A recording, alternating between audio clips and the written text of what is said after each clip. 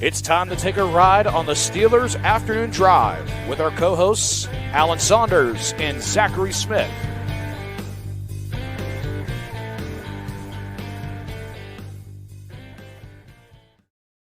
Welcome into another episode of Steelers Afternoon Drive. I'm Zachary Smith. That, of course, is Alan Saunders. And we got a guest on today's show as well, Mike DeFabo of The Athletic. Joining the pod, Mike, two questions. One of them more important than the other. One, how do you feel about the intro of the show, the music that we got, the voiceover with Brandon Rossai, and then two is just how you doing. But I care about one much more than two right now. Well, I'm glad you asked me because I actually did have a take on this.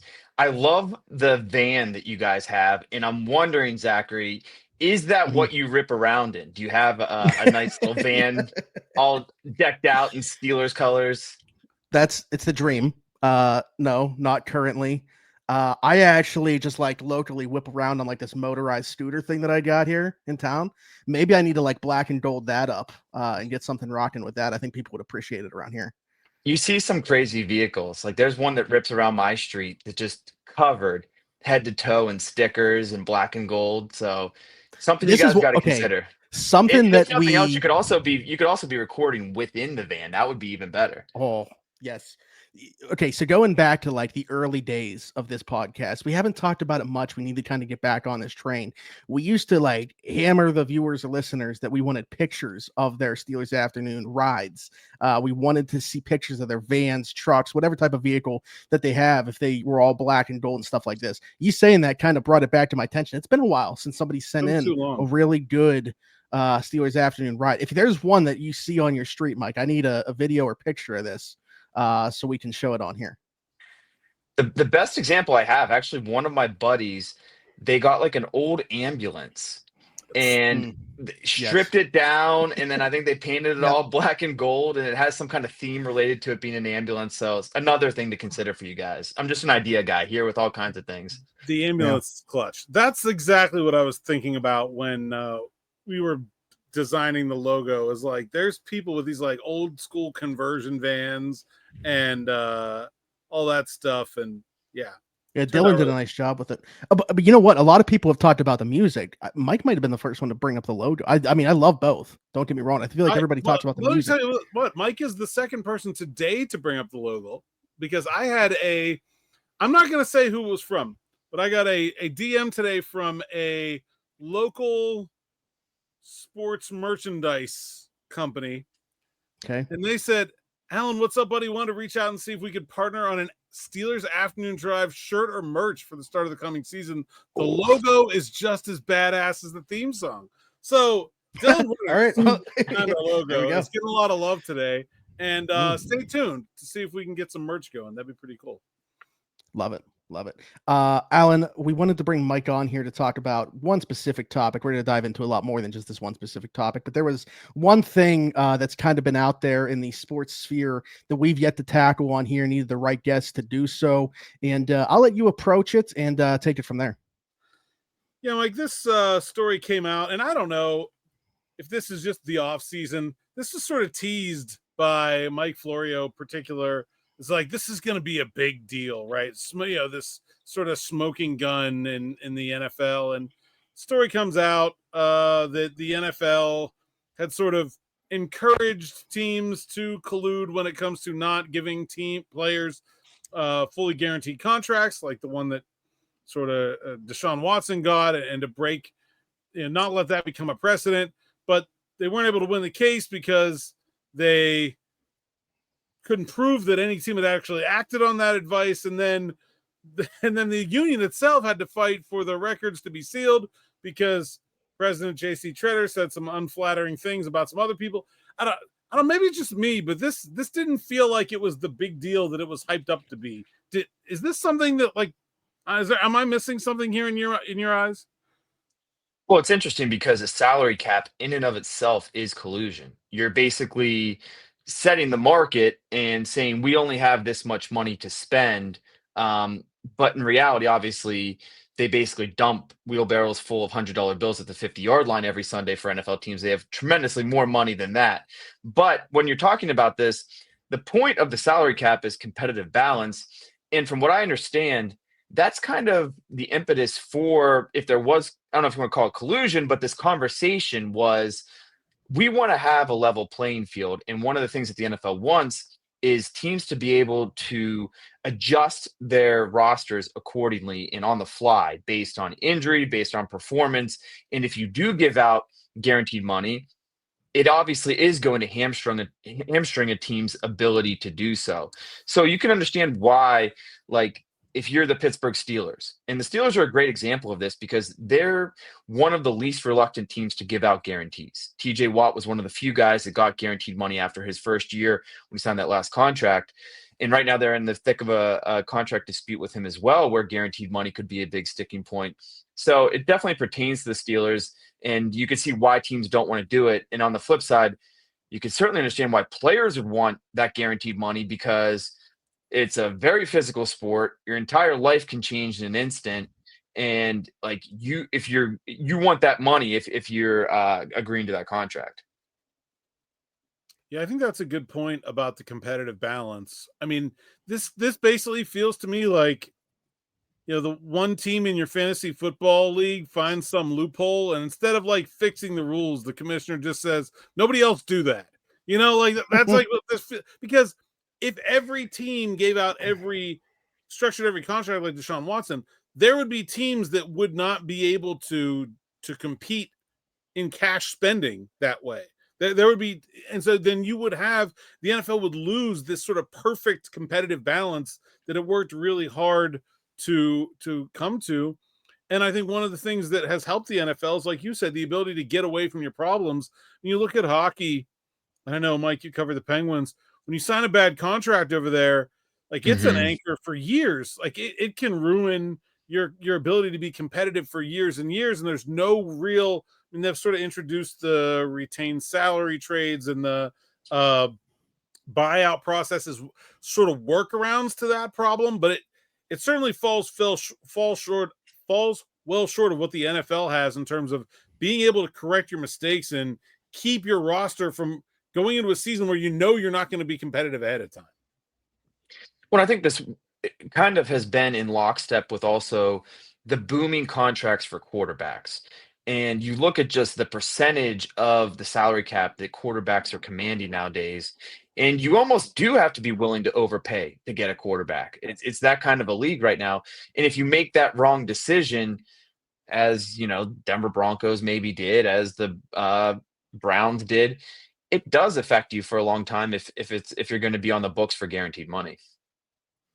Yeah, I want to, Alan, you said kind of to preface that entire thing that you were expecting, I guess, something more groundbreaking with the way that it was set up. Do you say that because there was nothing within the findings that were reported that, like, what you didn't already know, or what made you say that? Yeah, I mean, I think everybody knows that the league does not want to give out guaranteed contracts. Like, that's just kind of common sense.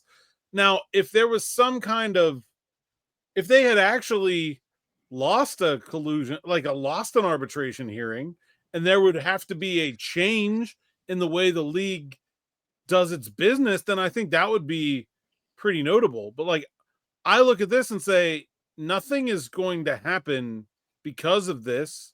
We all know that this is what the league wants. We've already known that. Falling short of proving collusion just means nothing's going to happen. That we're just like we have a little bit more information than we had before about maybe the specifics of it, but fundamentally, nothing has changed based on this reporting.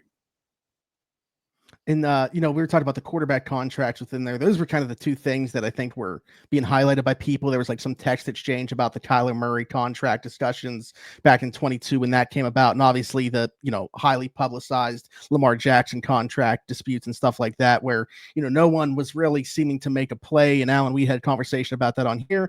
Was it just because, teams knew or realized like the Ravens are just trying to negotiate with Lamar basically through other teams and see what the market value would be that they're going to ultimately end up giving him a contract? He's certainly not going anywhere. So like, was any of that stuff that came out regarding those two things new information to you, or what was your take on that? No, I mean, I think it all pretty much went down the way we thought. I don't think that teams were staying away from the thing about NFL owners is that they're actually just as bad at colluding as the players are collectively bargaining. Like, they're too competitive with one another. Like, it's one thing for everyone to get in the room and say, okay, yes, don't do this. But then as soon as they think it can help their team win, they don't care. That's why the rules are what the way they are, because the owners don't trust themselves to not do stuff. So I don't think that anybody was staying away from signing Lamar Jackson because there was some kind of collusion. I just think people didn't want to do the Ravens work for him, and they couldn't comprehend an idea of the Ravens not matching whatever they had signed them. So it's kind of pointless. Mike, do you have a take on that at all? Well, it kind of reminds me, you mentioned that I covered hockey. There was a big thing within hockey for a long time where you could put a tender on a player and then another team could obviously come in and sign him. And for like a decade or more, nobody did that because it was kind of like a handshake agreement. Like, look, we don't want this to happen. We like this as a tool to retain the players that we have. And so it was kind of like a gentleman's agreement. We're not going to do this. But then once teams started to say, like, we don't care about that, you're our rival. And there are a couple specific examples there that Alan might remember better than me. Then it opened up the floodgates. And so that's the thing with like all this so-called collusion is once one team does it or one player gets this big contract, that becomes the standard and that becomes the norm. And that's what these teams are trying to avoid. Blues just did it to 2 Edmonton players last year. 2 players on that same roster. Yeah, like it's a recent phenomenon with for sure. Kotkaniemi. The Canadians did it. Shea Weber was the one that I think I really remember being like very like that was kind of like groundbreaking. I thought, not only because like sometimes they do it and it's like it's a middle winger and it's like, okay, whatever, like go ahead, take him. But he was like a top of the league player when that went down. Yeah, absolutely. Good stuff. Let's get to a couple questions here. And Michael, actually start with your opinion on this one first. This one's from Patrick Link via DM to Alan. Here's a question for the afternoon drive. You look at guys like Devonta Smith, Jalen Waddle, who are about the same size as Roman Wilson, decent number 2 receivers. Not saying Wilson will end up being as good as them, but we talked about size being a limiting factor with Wilson being a number 2 option as a pass catcher. Why is that when you look at those other guys? Obviously, if you're a bigger, taller, more physical receiver, you have advantages for specific routes, running the go route, for example. But I think that Roman Wilson, he can still carve out a nice niche in the NFL. And you look at what he did previously, especially at Michigan, and he feasted on in-breaking routes over the middle of the field, slants also as well. And so, like, that's why I think he had such a hard time last year, because his entire game is predicated upon speed, quickness, creating separation. And when he had that ankle injury, a lot of those things that were playing to his advantage were taken away from him. And so, now healthier, your hope would be he becomes that precise route runner and he can use the speed, which is like really legitimate track caliber speed, to his advantage. And so, I wouldn't put any kind of cap based on just because he's 5'10". I don't think that means he can't be a great number 2 wide receiver. I think that's the same size that Antonio Brown was. But he still needs to learn a lot about what it takes to be a professional and obviously develop that chemistry and that connection with Aaron Rodgers. Yeah. Before Alan goes, I just wanted to ask Mike one thing specifically about Roman. You mentioned like what he was good at and stuff like that. Does that kind of coincide with things that in your mind should be brought out in an Aaron Rodgers led offense? Like, should he be more successful with him as a quarterback as opposed to like last year if it was a Russell Wilson? Yeah, definitely. Because Russell Wilson, I think a lot of people watch Hard Knocks, and one of the defensive analysts from the Ravens put it perfectly. He was like, he's all 3-pointers and layups. So he was either going to throw the moon ball or he was going to be check down Charlie, nothing intermediate. And Aaron Rodgers, his game is built upon West Coast offense, which then turned into kind of the Shanahan offense, has a lot of the same philosophies. A lot of quick game, a lot of timing and precision. So if Roman Wilson is running a precise route and they get the ball out of Aaron Rodgers' hands quickly, Roman's where Aaron wants him. Yeah, he absolutely, I think, would be a better skill set for a guy like Aaron Rodgers. Go ahead, Al. Yeah, I think like Tyreek Hill's 5'8". Like, you can be any size and do any job pretty much. It's just that it makes it more difficult. There are advantages that taller players have that will be that you have to find a way to overcome.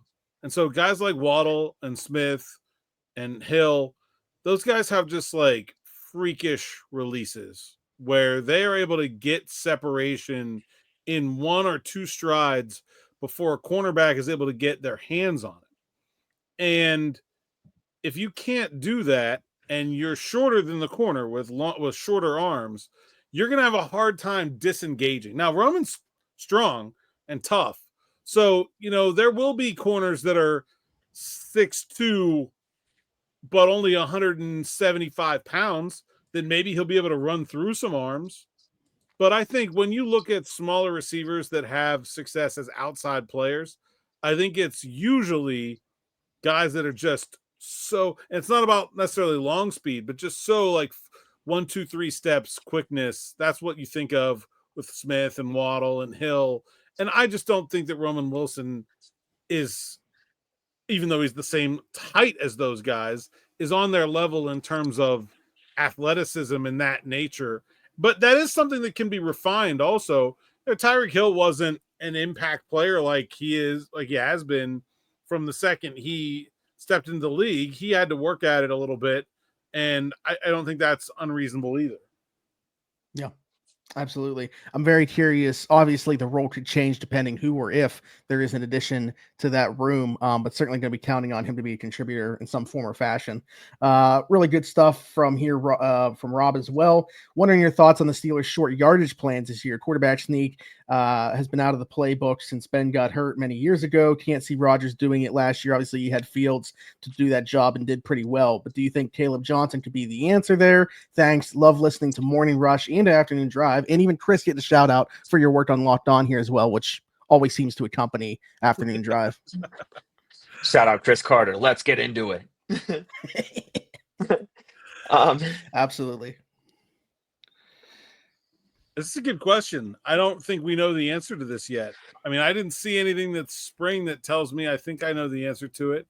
Obviously, quarterback mobility is going out the window. I just had somebody ask me, do you think they're going to throw more this year? I was like, well, here's one thing you can bank on. Take every quarterback run from last year and turn it into a throw, because those aren't runs anymore. I don't know. This is a very open-ended question. Caleb Johnson is a strong and powerful runner, but he's not like, he's not Najee Harris. Yeah, he's not or even close to it. Big. Yeah, so I don't know. They don't really have a guy that I would consider like a short yardage specialist of those running backs. Yeah, I mean, of the eligible candidates, I would say that Caleb Johnson is the best. And one of the things that I liked about when the Steelers drafted him, and I don't think this is the reason why, is he does bring a different, bigger, more bruising body type to a room full of 5'8" and 5'9" guys. And so, when it comes to wearing down defenses throughout the course of the game, when it comes to short yardage, theoretically, he would be the one most capable of doing some of that. Whether he is remains to be seen.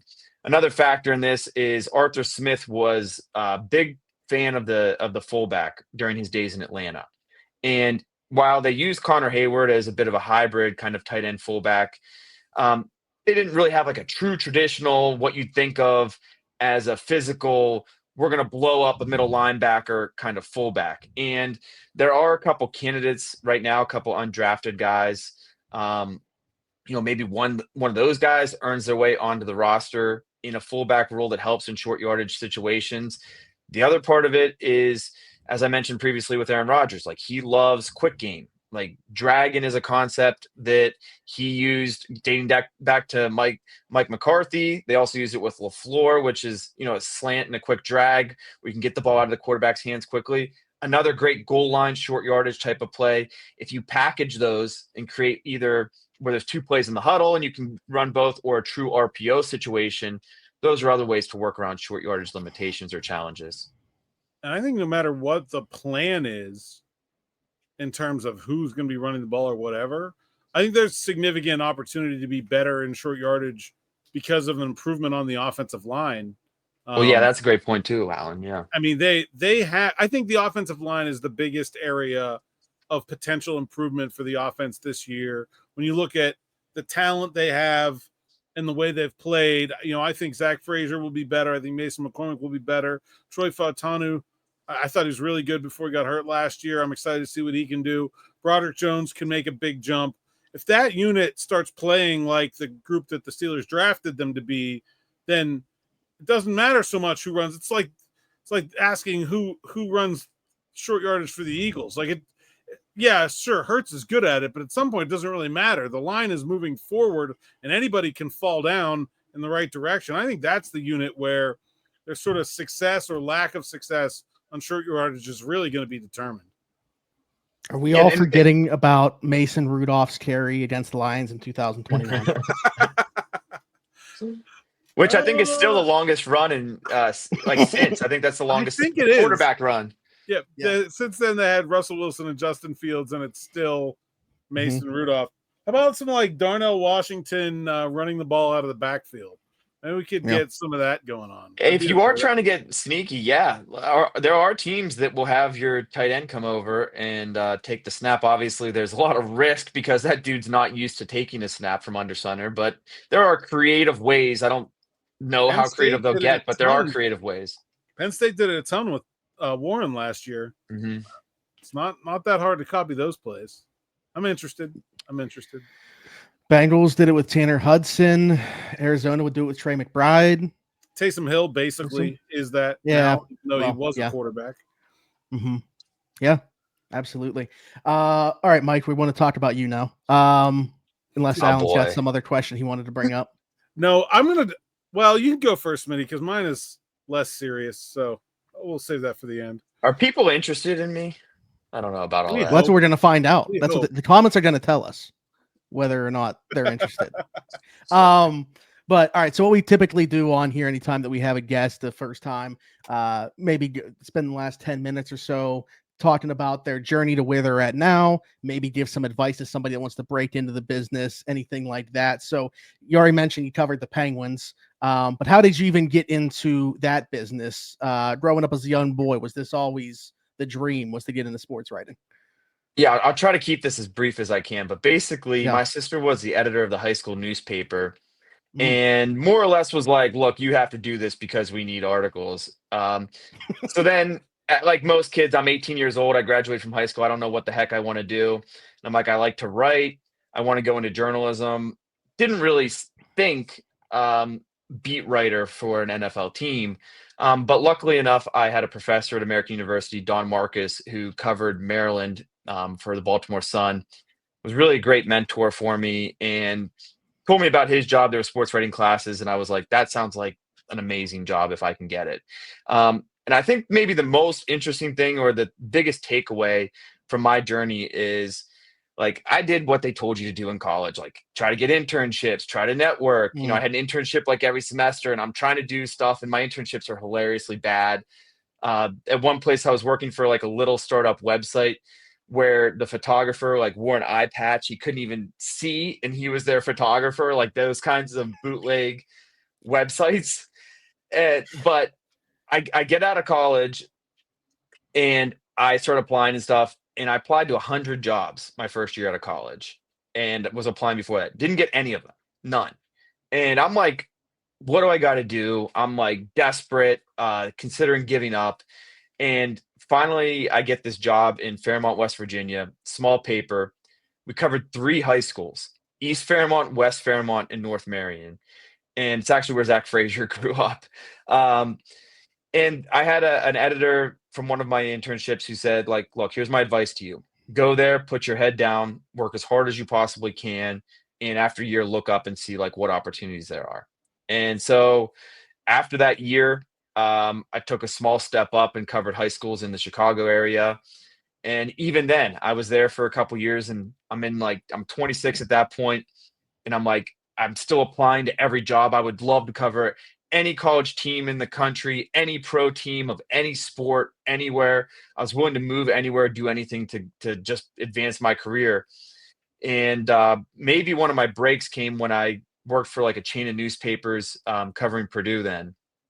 And that I felt like that was a big accomplishment, a big achievement. And I was like, okay, I'm at least at the college level covering the worst Big Ten team.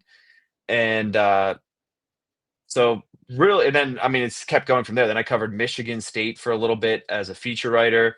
Then I ended up taking the jump, covering the Penguins, and then brought me to here. So, like, I guess the biggest thing I can give you in terms of a piece of advice is just work your ass off and be willing to do anything. And like my competitive advantage was I'll go anywhere in the country. Like obviously I'm from Mhm. Latrobe.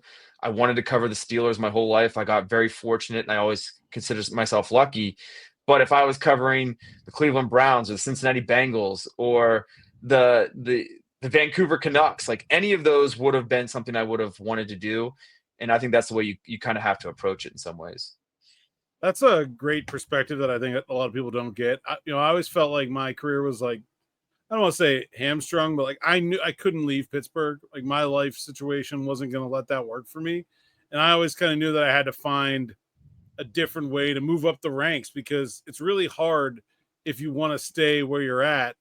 Uh, has has that mentality changed for you now that you're a married man? You have Jenna, who's been on the podcast before, in her own set of circumstances. How tough is that to manage when you sit there and think about career opportunities at this stage in your life? Yeah, I mean, like probably to be transparent, if I could be Jerry Dulac and cover the Steelers for the next 40 years and retire in Pittsburgh and live in Pittsburgh and continue to develop my Yinzer accent, that would be probably my life goal. But now being married, obviously we're going to have to make decisions as a couple and as a family. And she's infinitely more talented and going to be incredibly much more successful than I'll ever dream of being.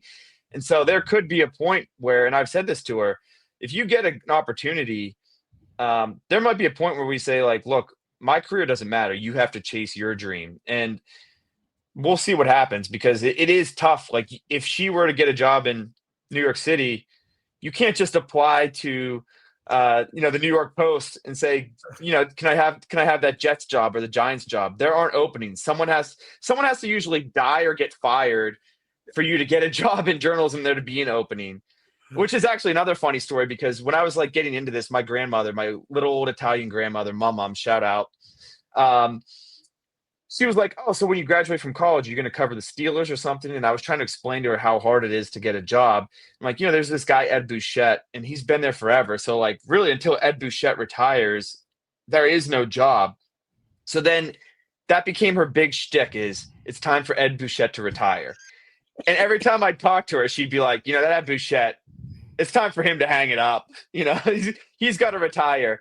And then coincidentally enough, like I feel like she must have just been praying the rosary every week at St. Vincent. And eventually Ed Bouchette retires and I kind of got his job. So whatever mom did, definitely must have worked for me.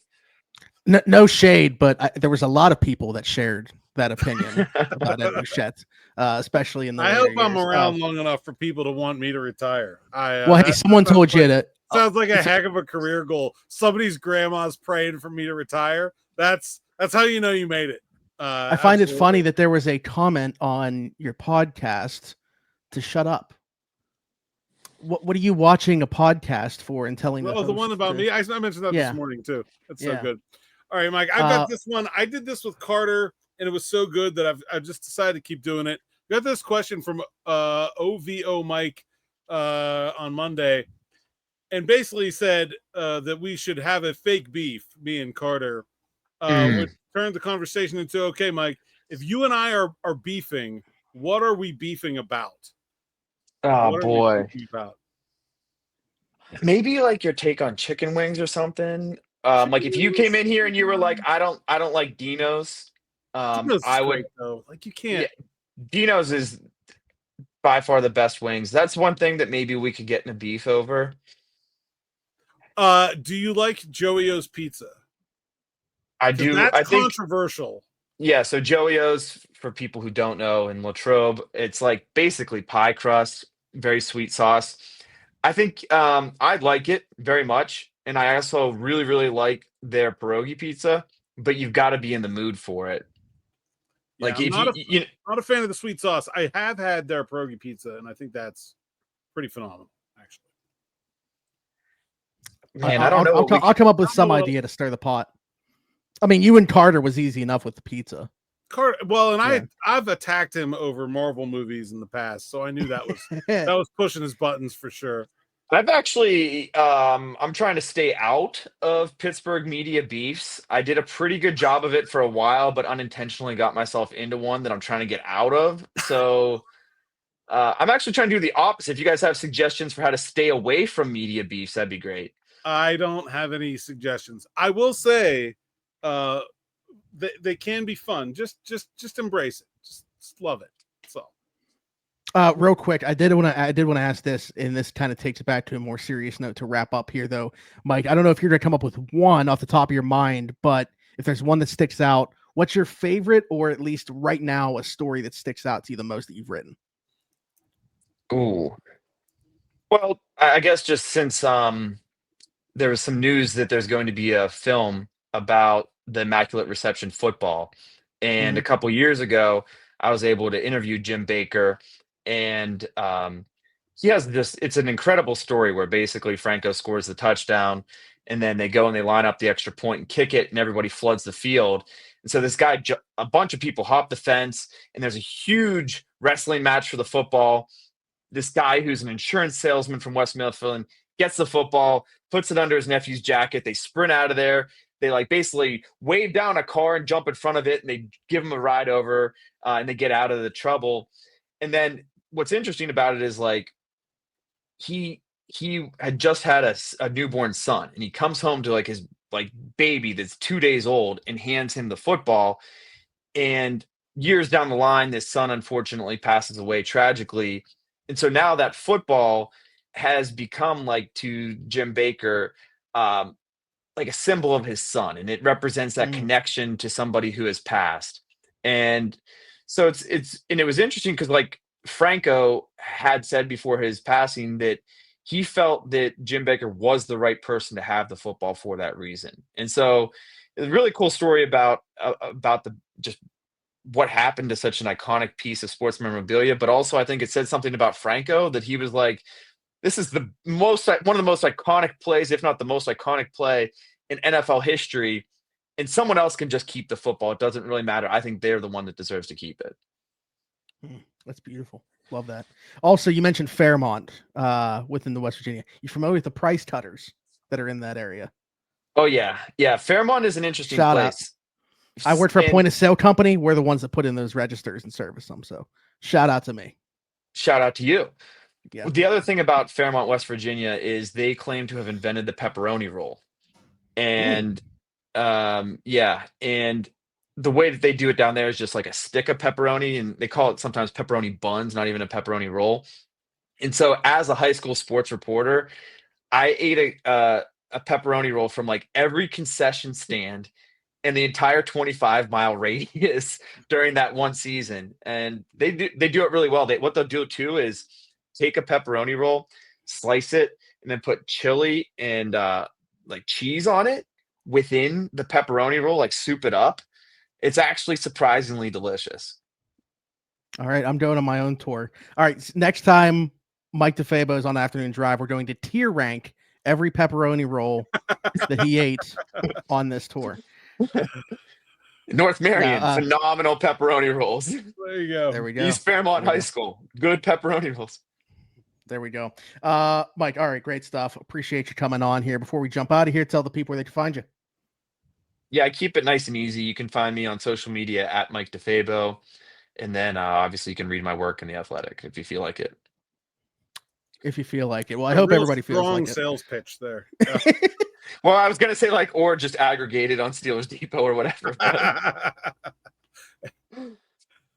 Yeah, you Alan, can find me deal. at @Saunders_PGH on X, Instagram, TikTok, and Blue Sky. PGH Steelers Now, the site's account, SteelersNow.com. Go there and read the words so that I can get paid. Sign up for SN Plus like Chris Berkable, who's been a longtime member of the YouTube audience. Newest shout out for the SN Plus sub. And of course, anyone can like, subscribe, hit that bell for notifications here on the YouTube channel. That's free, really helps us grow our channel and reach a bigger audience. But Smitty, we're at the same number we were. The number's been a roller coaster. Yeah, it went up and down. Like it was at 53, and then I saw earlier it was at 49, and I had a 49 in mind. Now it's back to 51. We'll just let Mike go. 51. Mike, give us the number 51 in Steelers history, and hopefully, the point of us doing this is pretty much to come up with a name that like you wouldn't think of right on the surface. Like James Ferrier is the name that comes to mind. That was gonna be. Oh yeah. Man, I was gonna go with Ferrier. What do you guys got? All right, I threw you off. So we actually had this exact same number yesterday, and I went with Miles Jack. First run, Miles Jack, obviously who wore 16 after they brought him out of retirement.